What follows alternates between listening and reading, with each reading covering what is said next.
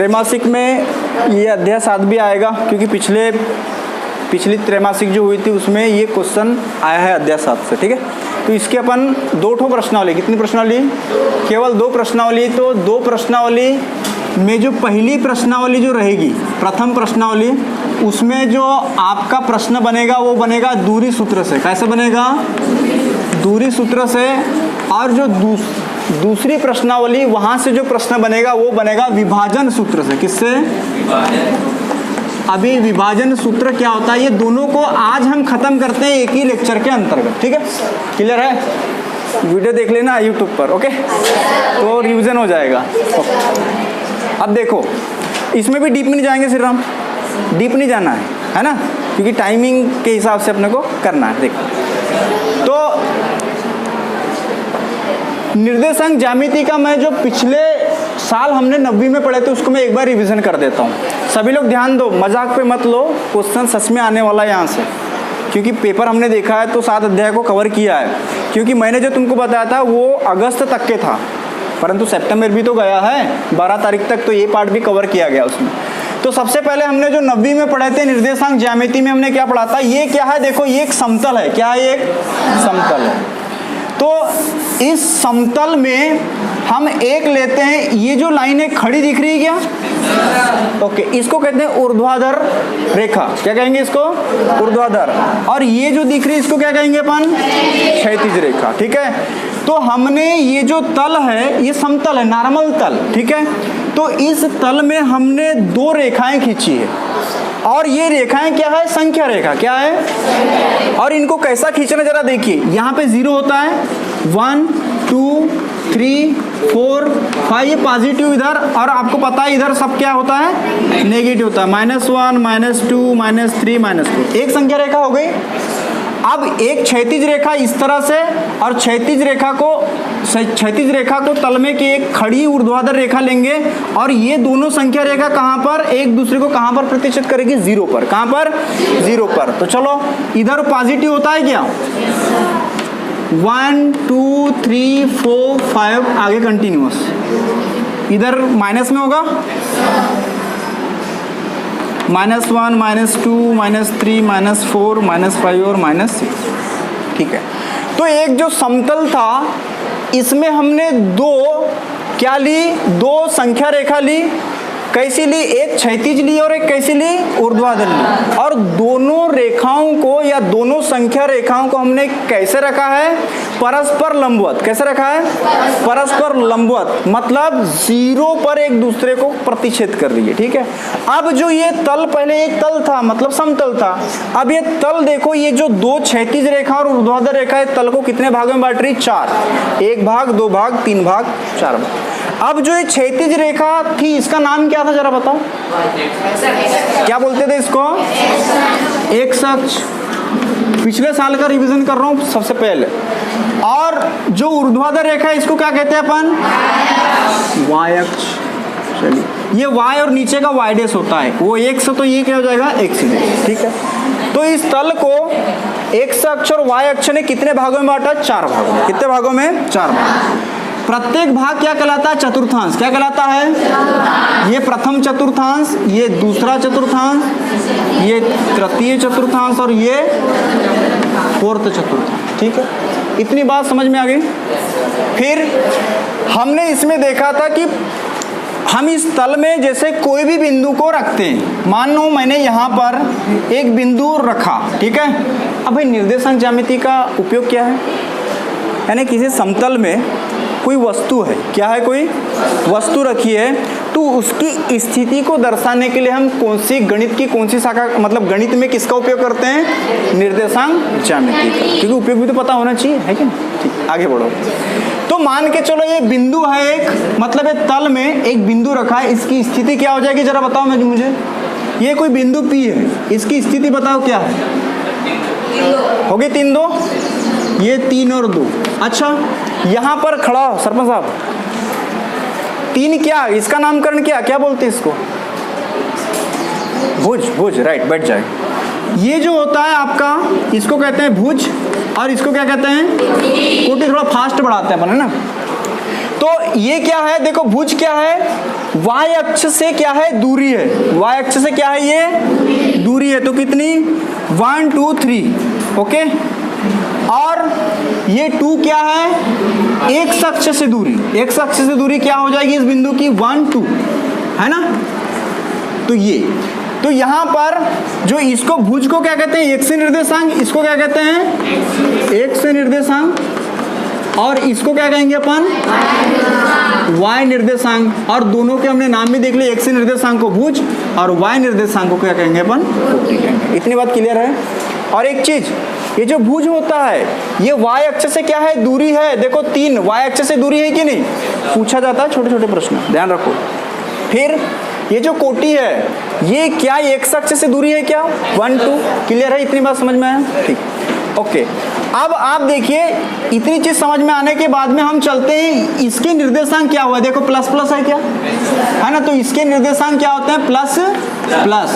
यहाँ देखिए, मान के चलो मैं एक बिंदु यहाँ अंकित करता हूँ, ये मैंने यहाँ एक बिंदु अंकित किया, बताइए इसका, ये मान के चलो बिंदु Q है, इसके निर्देशांक बताइए क्या हो जाएंगे, -3 और क्या हो जाएगा आपका 4, ठीक है।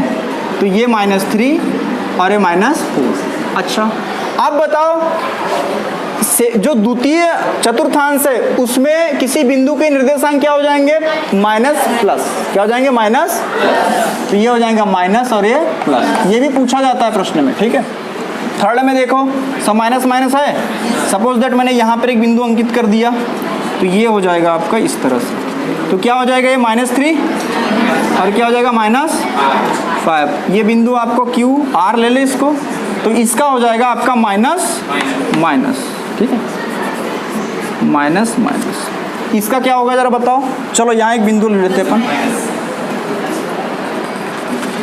क्या ले, इसका क्या हो जाएगा, निर्देशांक क्या होगा इस बिंदु का, RS, S बिंदु का निर्देशांक क्या होगा बताओ, 3 और -4, क्या हो जाएगा इसका, प्लस माइनस, प्लस और, ये सब चीजें हमने पढ़ी थी, ठीक है। अब किसी तल में क्या होता था कि कोई बिंदु दे दिया जाता था, जैसे 5 और 2 को तल में क्या काम करो, दर्शाइए, तो दर्शा दोगे ना, सिंपल, ये भी हमने देख लिया था।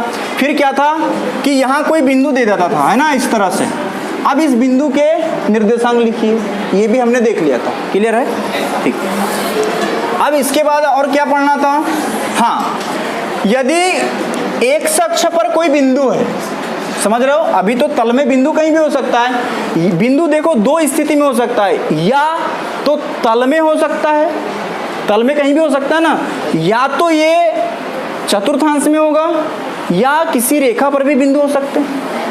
अरे बिंदु कहीं भी रह सकते हैं कि नहीं रह सकते, बिंदु की स्थिति कहीं भी हो सकती है, या तो चतुर्थांश के अंतर्गत भी आ सकता है या रेखा के ऊपर भी आ सकता है, क्योंकि रेखा तो तल को 4 भागों में बांट रहा है जिसके नाम है चतुर्थांश, बराबर। तो बिंदु कहाँ हो सकते हैं, चतुर्थांश में भी और रेखा पर भी। तो मान के चलो मान के चलो ये क्या है, x अक्ष है। अब ये मान के चलो यहाँ पे कोई बिंदु है A, कोई बिंदु क्या है A, इसके निर्देशांक क्या होंगे, क्या हो जाएगा 5 और, तो सीधी सी बात है, हम ये भी कह सकते हैं कि x अक्ष पर क्या आता है, इसका एक शॉर्ट क्वेश्चन बनेगा छोटा, ठीक है। x अक्ष पर किसी बिंदु के निर्देशांक क्या हो जाएंगे, x0, क्या हो जाएंगे x0, और y पर क्या हो जाएंगे, y अक्ष पर 0y, क्या हो जाएंगे 0। बात समझ में आई क्या, चलो बताओ इसका, इस बिंदु का निर्देशांक क्या होगा 0,3। बात समझ में आ गई, ये छोटे छोटे प्रश्न बनेंगे। चलो ओवरव्यू हो गया था, इतना ही मुझे समझाना था प्रीवियस ईयर का। तो स्टार्ट करें अब आगे। अब हमारे को बस कुछ नहीं, 2 क्वेश्चन, मतलब सॉरी 2 सूत्र के माध्यम से ही हमारी प्रश्न लेवल हो जाएगी। अभी इसको खत्म करते हैं, टोटल पार्ट को उड़ाते हैं। इतनी बेसिक जानकारी होनी बहुत जरूरी, इतनी बात क्लियर है, ठीक है। ये यदि आपका इतना, ये जो पिछले साल का नॉलेज आपका अच्छा है तो ये पार्ट समझने में कोई दिक्कत नहीं है, ठीक। बढ़े आगे, चलो मिटाते।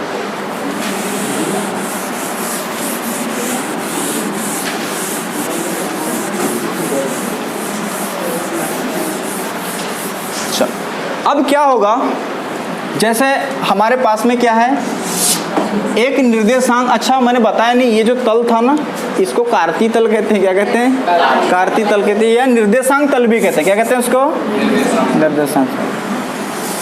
ठीक, ओके। ये आपका एक्स अक्ष और ये क्या है, एक्स डैश, और ये वाई, और ये क्या हो जाएगा, वाई। ठीक है, ये जो अच्छा मूल बिंदु ये क्या होता है, इसके निर्देशांक कितने होते हैं? अरे एक्स भी 0 और वाई भी 0। ओके, अब क्या है कि हम जो प्रश्नावली आपकी रहेगी, प्रश्नावली 7 दशमलव कितनी, इसमें पूरे प्रश्न किससे बनेंगे? दूरी सूत्र से। किससे बनेंगे? दूरी सूत्र। अब ये दूरी सूत्र क्या होते हैं जरा देखिए। यदि कोई दो बिंदु है, यदि कोई दो बिंदु है, एक बिंदु है P जिसके निर्देशांक है x1 और y1, और दूसरा बिंदु क्या है अपने पास में Q जिसके निर्देशांक क्या है x2 और y2। ठीक, इन दोनों बिंदुओं के बीच की दूरी क्या होगी? इन दोनों बिंदुओं के बीच की दूरी क्या होगी, ये ज्ञात करने का एक सूत्र है, मैं डायरेक्टली लिख रहा हूं। ठीक, तो ये होता है, जैसे ये क्या हो जाएगा, पी क्यू, इसके P और बिंदु Q के बीच की दूरी क्या हो जाएगी, पी क्यू। क्या हो जाएगी, पी क्यू। डायरेक्टली सूत्र लिख रहे हैं हम, तो ये हो जाएगा x2 माइनस x1 का whole square plus y2 minus y1 का होल स्क्वायर, और ये हो जाएगा आपका रूट में। इतनी बात आई समझ में? फार्मूला देखो एक बार। किसी कार्तीय तल में माना कोई बिंदु P तथा, लिख नहीं रहा हूं पूरा थ्योरी, समझ लो किताब में पूरा लिखा है। किसी कार्तीय तल में माना कि एक बिंदु P है जिसके निर्देशांक x1 y1 है, तथा एक बिंदु क्या है x2, बिंदु Q है जिसके निर्देशांक x2 और क्या है y2 है, तब इन दोनों बिंदुओं के बीच की दूरी क्या हो जाएगा, रूट के अंदर में x2 माइनस x1 का whole square plus y2 minus y1 का होल स्क्वायर। वहाँ रिकॉर्डिंग चल रही क्या? नहीं, वो डेटा मतलब स्टोरेज का है। नहीं ठीक है, चल, क्योंकि ना वो मोबाइल में स्टोरेज कम है। तो ये हो जाएगा आपका प्रश्न, सॉरी ये हो जाएगा आपका फार्मूला। अब हम प्रश्न स्टार्ट कर रहे हैं कि कैसे प्रश्न परीक्षा में पूछे जाएंगे 2 नंबर के लिए। देखो, दूरी सूत्र 1 नंबर में भी पूछा गया है। दूरी सूत्र कितने नंबर में? 1 नंबर में। अब मैं प्रश्न लेता हूं यहां से, कोई भी प्रश्नावली से ले ले क्या? चलो देखिए, प्रश्नावली 7.1 का प्रश्न क्रमांक पहला। अब एक प्रश्न भी दूंगा बनाना। बिंदुओं के बीच की दूरी ज्ञात कीजिए। तो पहला जो क्वेश्चन है इसमें 2, 3 और 4, 1, इसके बीच की दूरी। तो एक प्रश्न अपन हल कर लेते हैं। ठीक है, तो सबसे पहले हल लिखेंगे तो क्या बोलेंगे हम, माना P के निर्देशांक क्या ले ले अपन, 2, 3 ले ले क्या, तथा Q के निर्देशांक क्या ले लेंगे अपन, ये मान लिए अपन ने। देखो भाई, 2 निर्देशांक दिए तो कोई एक बिंदु तो होगा, अरे कोई ना कोई बिंदु तो होगा, तो हमने मान लिया P के निर्देशांक 2, 3 और Q के निर्देशांक क्या हो जाएगा 4। ठीक है, अब इनके बीच की दूरी, इसलिए P तथा Q के बीच की दूरी, तो दूरी सूत्र पता है हमको, तो क्या हो जाएगा ये PQ, क्या हो जाएगा, एक बार फिर से सूत्र लिख देता हूं। देखो, रूट के अंदर में क्या हो जाएगा, x2 माइनस x1 का होल स्क्वायर और प्लस y2 माइनस y1 का होल स्क्वायर। बाकी सॉल्व कर देंगे, आंसर आपका आ जाएगा। चलिए मान रखते हैं यहाँ पे x2, तो देखो ये है x1, ये क्या है y1, इसके अनुसार देख लो। चलो यही रख देता हूँ मैं, अब निर्देशांक में बताना पड़ेगा, यही ले लो x1 y1, और ये क्या है x2 y2। इतनी बात समझ में आ रही है सबको? 2 नंबर आपको दे देगा क्वेश्चन, ध्यान से देखो। अब देखो x2 कितना है हमारे पास में, बताओ 4 माइनस x1 कितना है 2, टोटल पे होल स्क्वायर है क्या, प्लस y2 कितना बताइए 1, माइनस y1 कितना है 3। ठीक, और इसका क्या हो जाएगा होल स्क्वायर। बस सॉल्व कर देंगे, आंसर आपका निकल के आ जाएगा। 4 में से 2 गया तो 2 का स्क्वायर प्लस माइनस कितना आ जाएगा 2 का स्क्वायर, तो ये हो जाएगा आपका 4 और प्लस इसका 4 हो जाएगा, तो ये हो जाएगा रूट का कितना 8। अब इसको अपन तोड़ सकते हैं, कैसे? 8 बता देता हूँ, 2 दूनी 2 चौ 8, 2 दूनी 4 और 2 1 2। तो ये देखो 2 स्क्वायर हो जाएगा, लो हल करके बता देते हैं। 2 स्क्वायर इंटू 2 होगा, 2 स्क्वायर बाहर तो 2 रूट 2, 2 रूट 2। इसको मात्रक बोलेंगे, क्या बोलेंगे? इकाई मात्रक। क्या बोलेंगे इसको? क्योंकि यहाँ सेंटीमीटर मीटर कुछ तो दिया है नहीं, तो हम क्या लेंगे? इकाई मात्रक। और ये क्या हो जाएगा आपका आंसर। नोट करो। अब एक प्रश्न मैं लिख रहा हूँ, वो आपको बनाना है।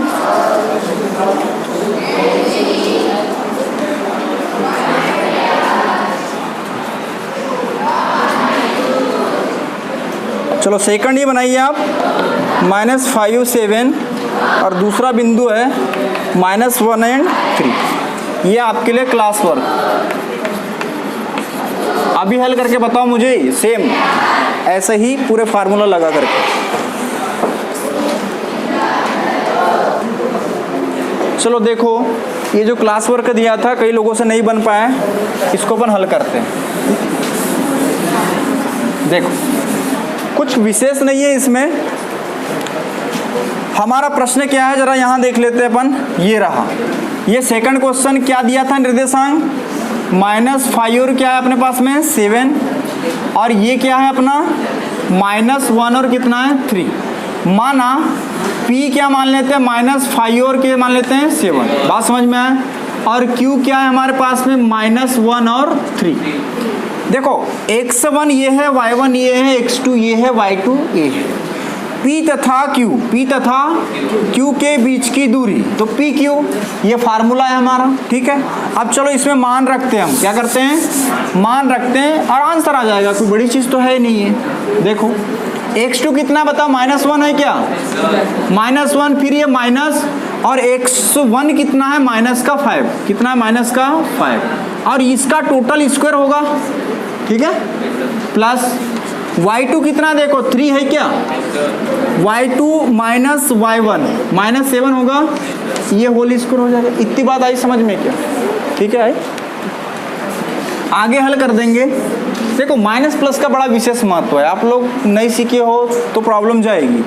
ये -1 माइनस कितना हो जाएगा? +5 का होल स्क्वायर, प्लस बताइए 3 में से -7 कितना हो जाएगा? -4 हो जाएगा, -4 का होल स्क्वायर।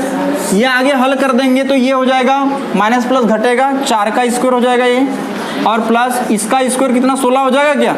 डायरेक्ट 16 लिखो, 16 + 16, तो ये हो जाएगा रूट का 32। ये हो जाता है, ये 4 छक 24, 4 17, 4 8 32, 4 8 32, 8 32 भी होता है, और उधर 16 दूनी 32 होता है। कितना होता है? 16 दूनी 32। तो 16 का स्क्वायर रूट क्या होगा? 4, और रूट 2 का तो कुछ नहीं होगा 2। ये इकाई मात्रक आपका क्या हो जाएगा? आंसर। नहीं है बात समझ? आप कौन सा प्रश्न बोल रहे हो प्रश्नावली का?